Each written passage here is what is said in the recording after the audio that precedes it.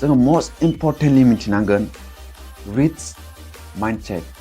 जायखौ आङो Rich Dad and Poor Dad बिजाबाव फरायनानै मोननाय बिजाब लेसन rich peopleफ्रा माब्लाबाबो बिसोरो फैसानि थाखाय खामानि मावा बिसोर knowledge and experience बेवहाय एकदम perfect खालामनो थाखाय नाजायो बिनिफ्राय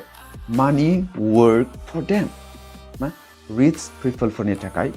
फैसासो खामानि मावो for example you have 1 lakh or 2 lakh rupees in the stock account in your portfolio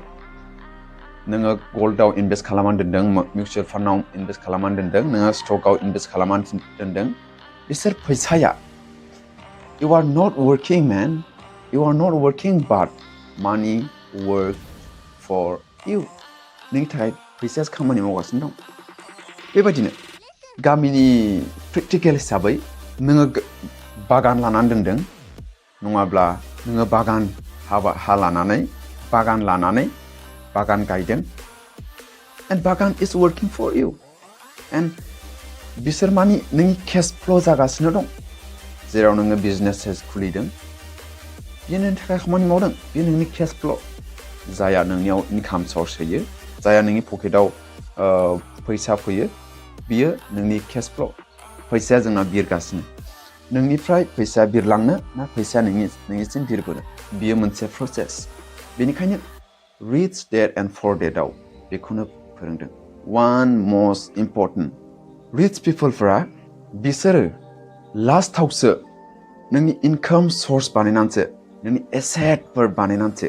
asset होनना बुङोब्ला मोनथिना लाखा जाया नोंनि पकेटाव फैसा सोनो थाखाय हायो बिसोरखौ एसेट बुङो आरो नोंनि पकेटनिफ्राय फैसा दिहुननानै जेराव नोङो